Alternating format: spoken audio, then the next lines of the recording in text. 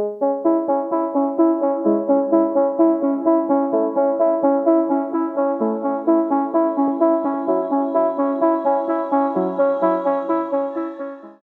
how are you? Hi, Dr. Kelly. Thank you for spending time with me today. Oh, thank you for your time. You don't have to call me a doctor unless I'm you're my patient or exam room. So you call me Heval, it's fine. How do you say it? Heval. Heval.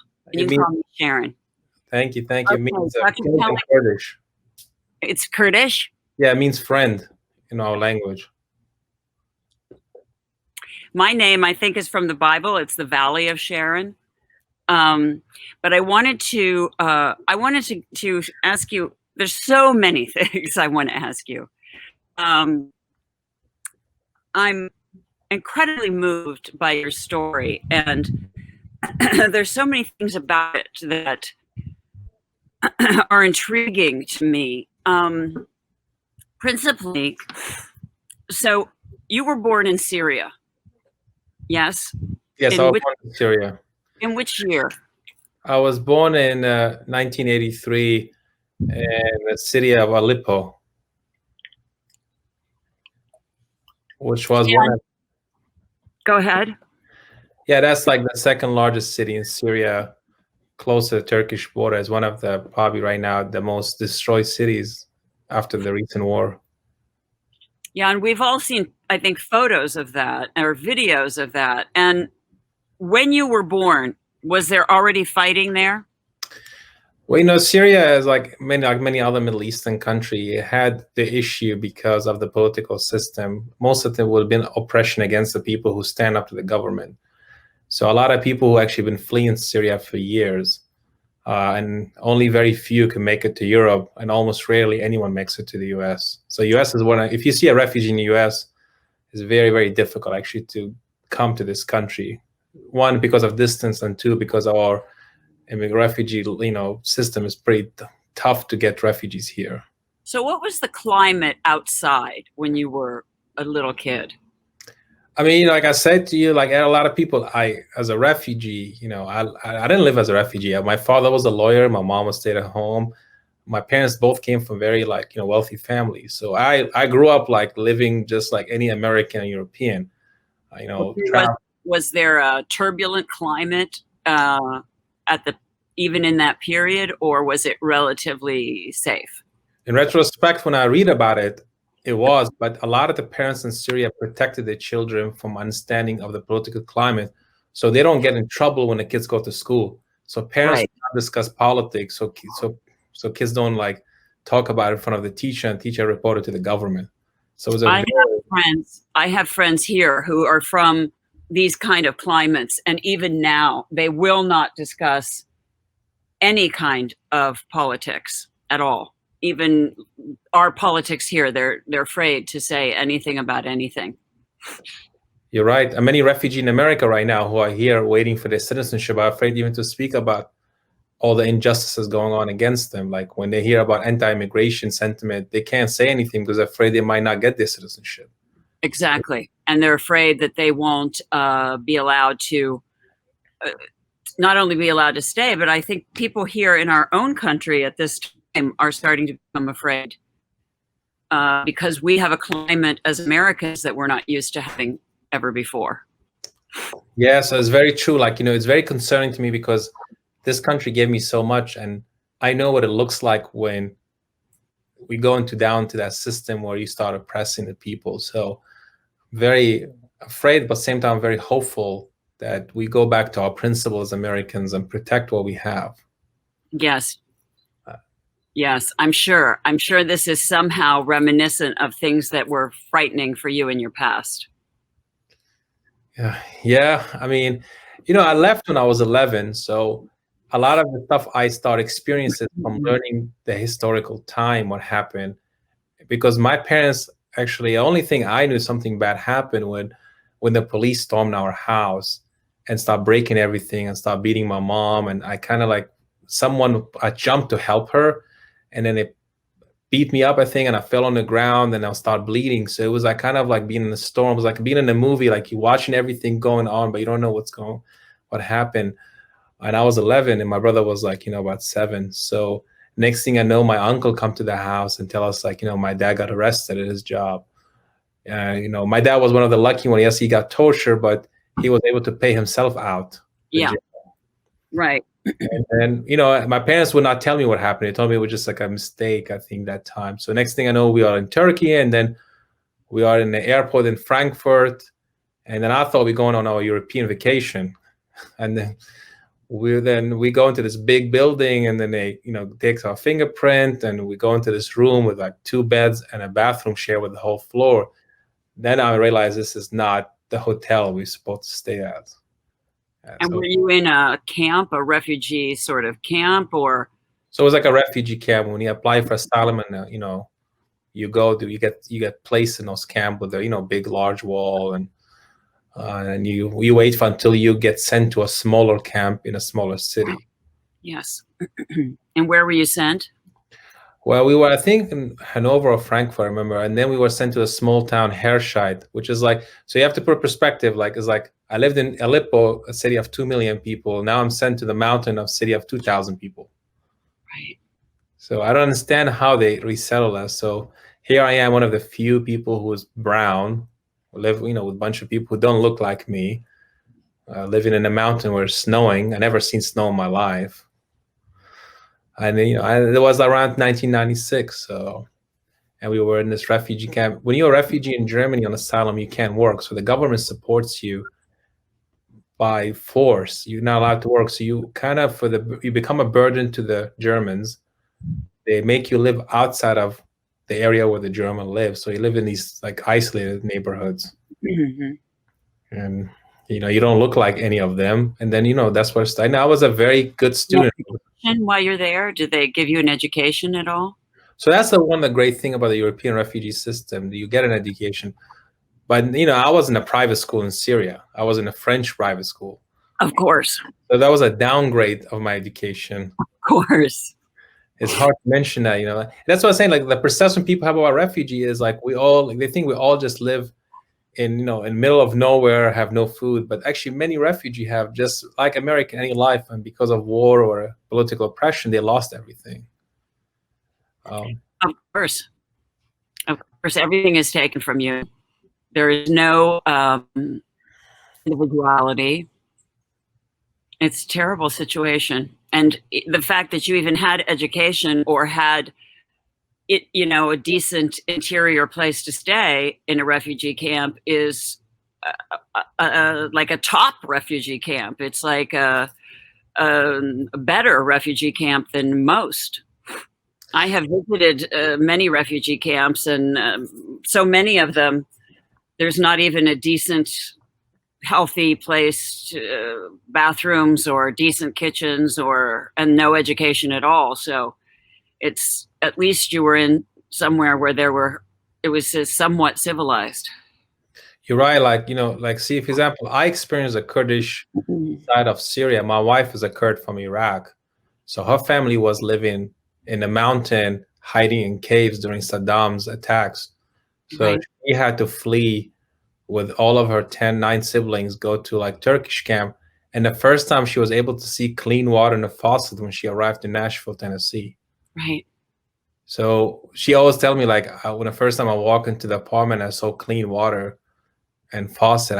She's like, she breaks down in tears, because to me, like, I can't relate to that because I live in a privileged life in Syria. But she lived in caves and and now she's also a cardiologist like me. So we both, so it still, makes us humble. You, my friend, you went from that situation, from the refugee camp, and you arrived here like within weeks of 9/11? Yes. So because we were on asylum status, we were not granted residency in Germany. So every 6 months we had to apply for extension with a fear to be shipped back to Syria. And of course, while that's happening, the climate in Syria is becoming more and more and more dangerous. Yes, I think Syria now is the #1 highest poverty rate in the world now. I think I was reading recently, it became one of the top, unfortunately, because of the war. I think over poverty, there isn't even there's nowhere to be. Yes, and everyone in Syria who lives in Syria is sustained by their family outside of Syria. So there's no economy in the country. Yes, there's nothing. There's nothing at all. It's just been bombed to oblivion.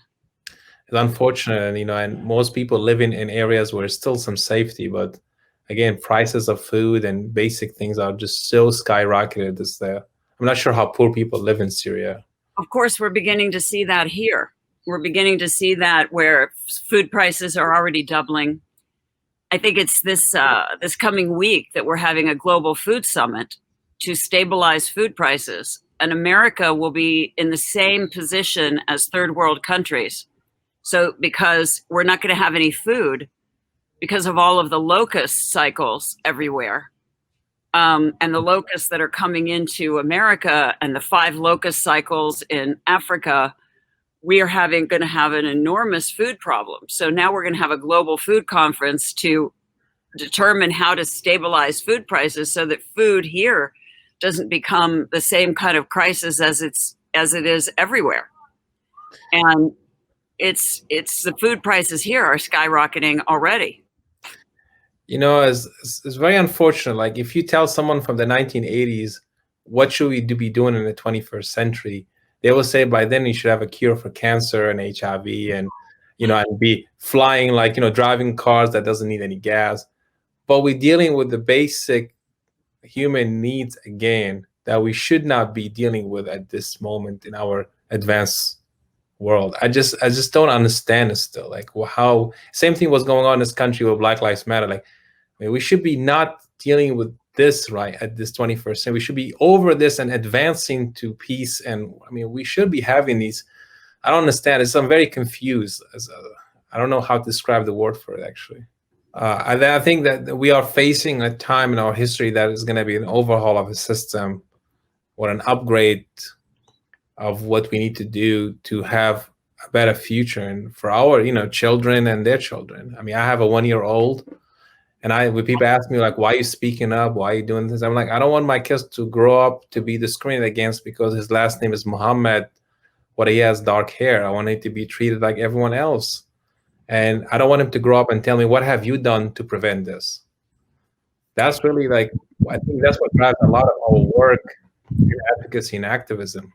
My children have learned more this semester from learning at home, from having to learn on the computer and not being at school than they've ever learned in any other semester. Their grades are better and they're higher functioning than they've ever been before. We've got things planted at home. They're functioning in the home and in society better. They're learning more about what's actually happening in the world.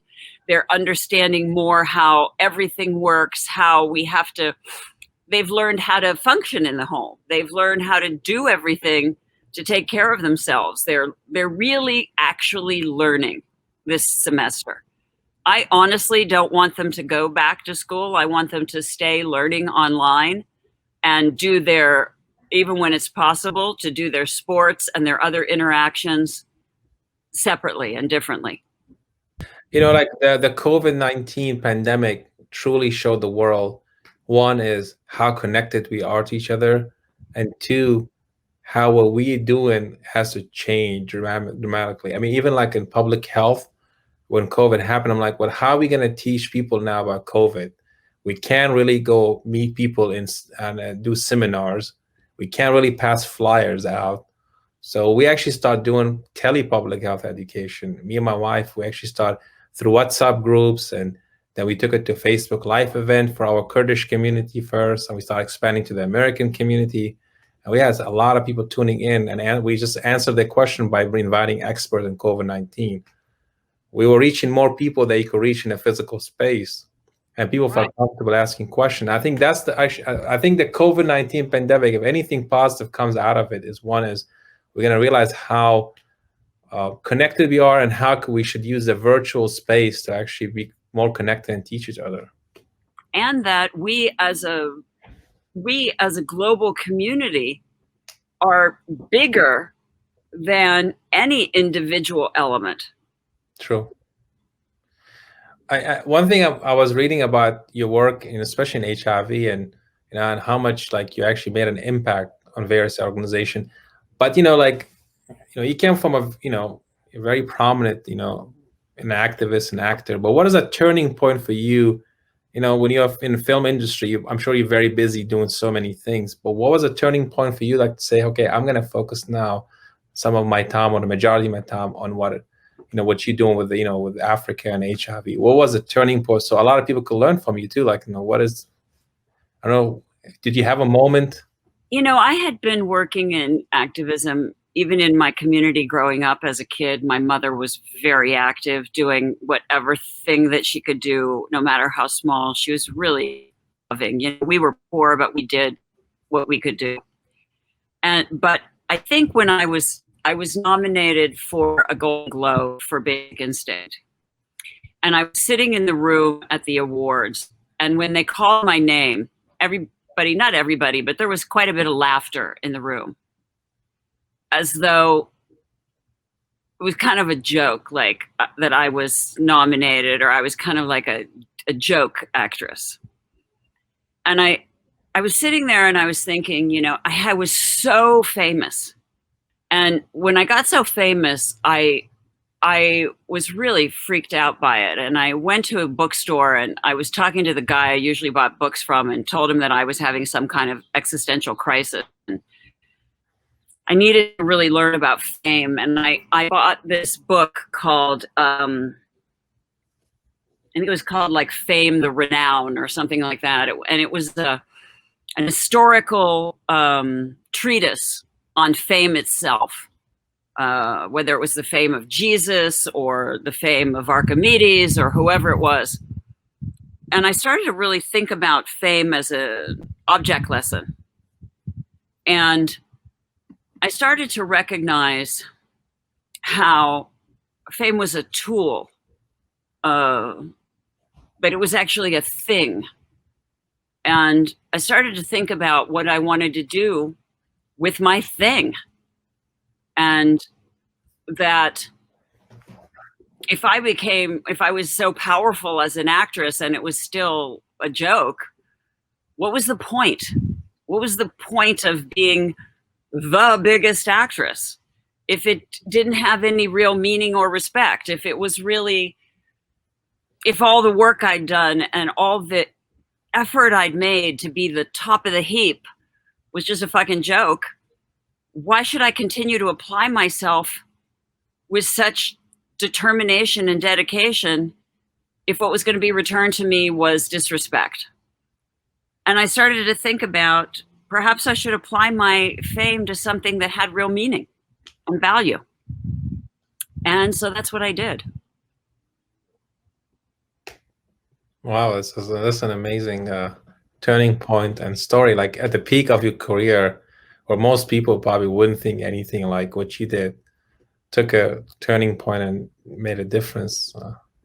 And it's important for people to hear that, because I think we think, a lot of people think like when people have fame, they're using it for something else, but you were at the peak of your career, couldn't go further anymore. It just could, but why? Because why? I didn't get an answer to the why in my true heart. You became very involved with HIV actually in a time where still the stigma was very high. Oh, yeah. So, I mean, how did you like, what made you actually pick that disease? Because, like I live in Atlanta. It's as you know, Atlanta and Georgia have one of the highest, prevalence of HIV, especially among minority communities, almost comparable to other third world country. Yes.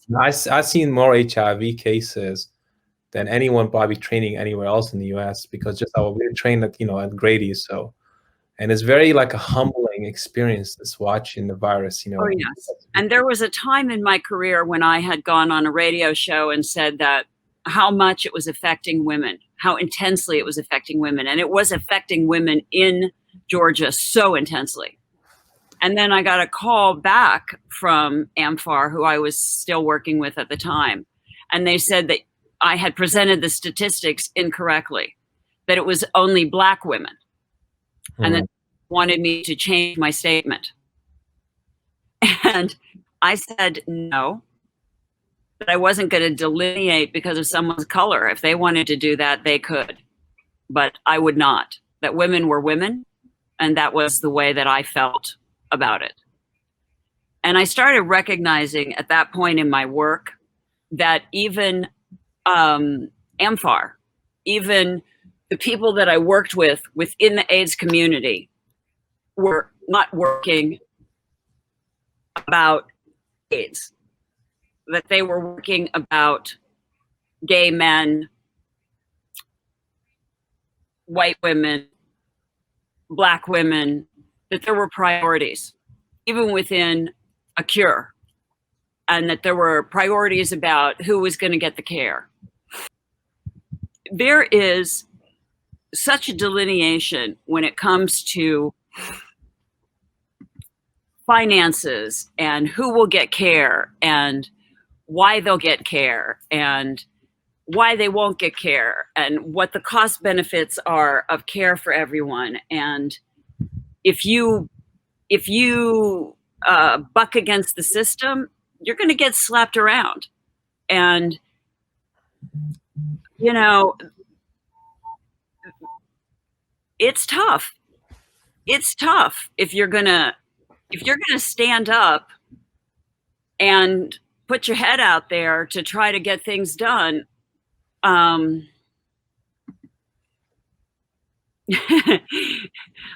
sitting in the room laughed about the Golden Globe nomination was tough.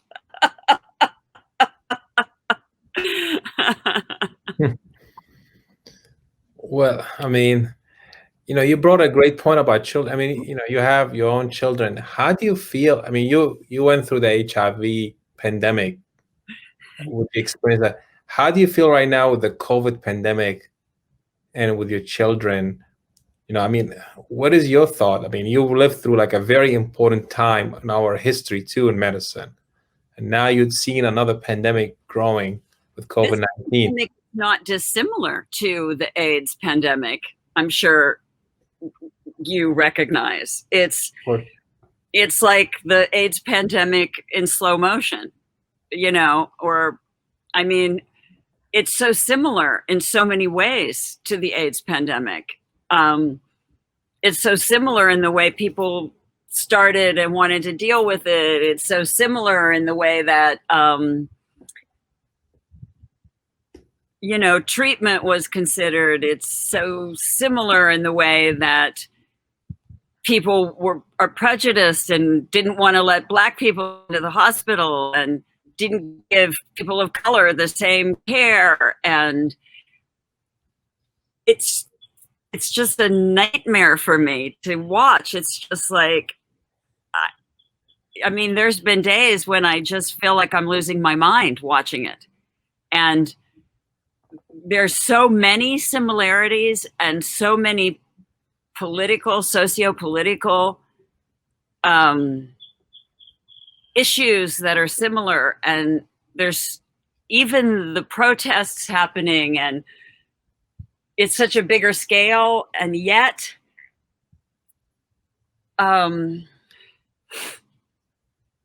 if we had handled HIV/AIDS different, we'd know how to handle this different. I have family from Syria calling us, worrying about, because I have my mom who's also ill and an elderly father, checking on us, making sure that we are protected. Yeah. When I got the first call, that was very humbling, because I had this arrogance of like, we have the best medicine, which we do, but then realizing also, we have the highest rate of infection and the highest rate of death, so which is an amount of death, not rate, but it's very humbling. And I think of refugees in camps who don't have access to testing. And don't have access to even being appropriate in their care with themselves and each other. And we haven't begun to see what's going to happen. I mean, we're seeing it, but now with these riots, and especially with the tear gas and stuff, we're going to, I'm sure, see another gigantic surge of COVID. And as it begins to progress into third world countries, we're going to see it, and then like AIDS, see it bounce back.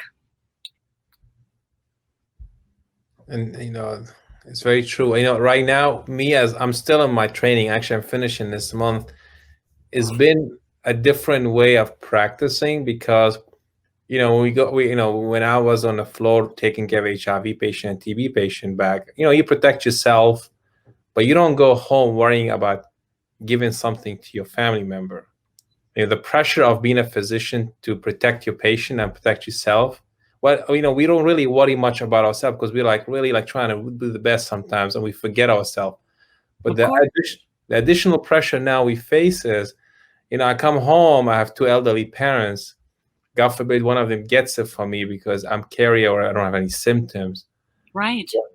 Who's going to take, another thing, I have a baby, and then the chain, I tell people, when people tell me like, oh, how serious is COVID? I'm like, never in my lifetime, I had to go in my garage, strip down to my underwear, go upstairs, take a shower before even seeing anyone in my family. I never had to do that. Right. That's, if that, they're not, just a very humbling experience. And then I was like, we live in the most advanced country in the world. Think about people who don't have access to hospital. Yourself, you had a very humbling experience with medicine. What happened to you when you had to go to the hospital for an emergency? But you were in one of the best places in the world to treat that.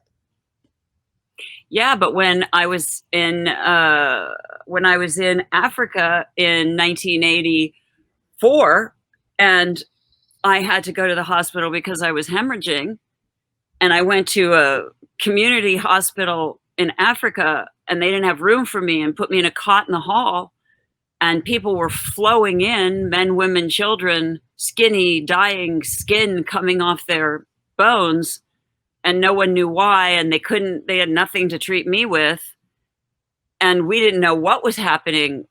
You never saw anything like this, and no one knew what was happening, and the nurses and doctors were beside themselves, and people were dying and screaming in agony, and little kids and everything, and no one knew what was happening.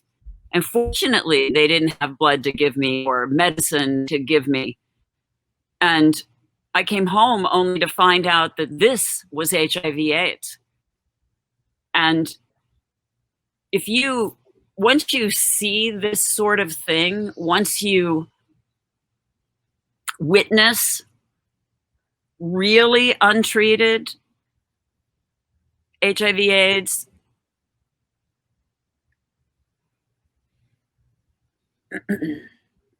I'm sure it's like being on the front line with COVID, with no ability to help anybody.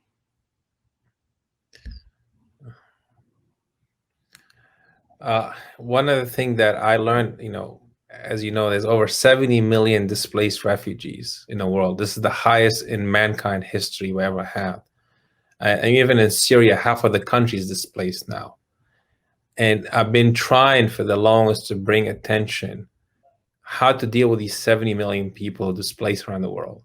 That's like, you're talking about a whole country displaced. When there was a sentiment against, like, we don't want refugee in America, but I'm like, well, I was that refugee. I came here in 2001.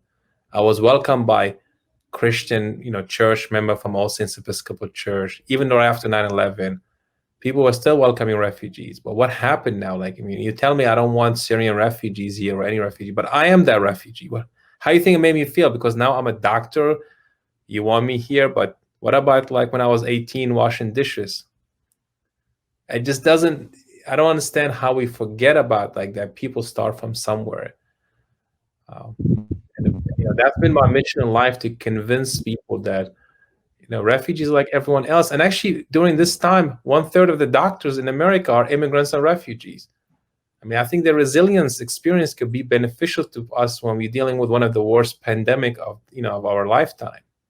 My institution has been doing a great job of serving people.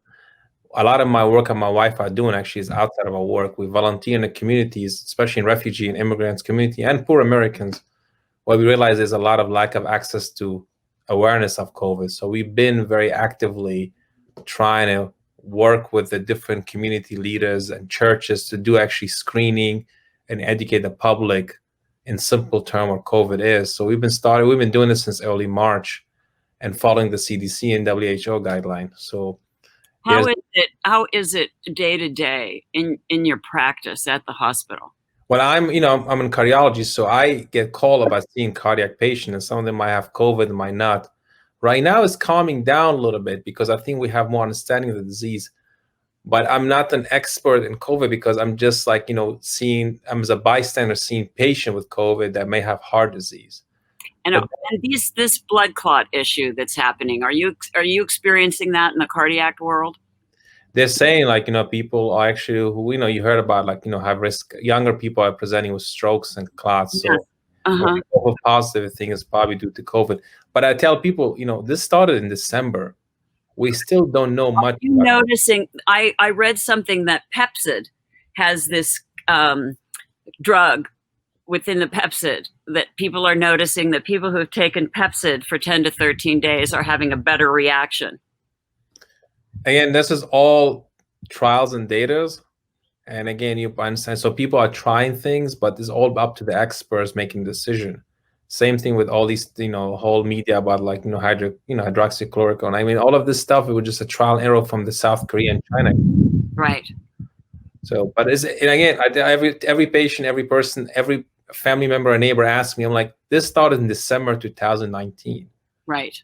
And we need time to understand this. Right now, we're dealing with the crises. So I hope the public just follows the guide of the expert. My advice to everyone: trust the experts. Listen to people who have physicians and doctors who are really trying to work on the front line. I've been working with Dr. Fauci for, a long, long time, and I work with him at Dindy. I don't know if you know Dindy. But we've been working on infectious diseases, and we've done very well with sleeping sickness, raising money for sleeping sickness. I'm much more in the raising money and awareness end of it. But we've recently done very well with sleeping sickness. I find him to be terrific. I know there's been controversial things said, but I've worked with him successfully. I mean, we have to have a source of expertise that we trust, right? We can't just, I tell people, if you go to the car dealer and fix your car, if you tell you need to change the transmission, you have the option of second opinion. Same thing with medicine. I mean, but at one point we have to trust an expert. Right. And he is our expert. And people there's people like him, there's people like Carlos De Rio in Atlanta, who actually I'm very, right. He's in Emory, so I'm very privileged and honored to have access to him. He's spectacular. I mean, so we have people like that who we have access to, even through Twitter. They all post on Twitter and stuff like that. So I tell people it's not just lack of access. You could watch these guys and listen to them. Right. So, right. I'm doing a lot of that too. And I am so grateful to have had the opportunity to meet you and to share some of your experiences and your courage. It seems like you go from one war zone to the next war zone, from one crisis to the next, and yet you become more and more and more, and you give more and more and more, and you flourish more and more and more. Oh, thank you.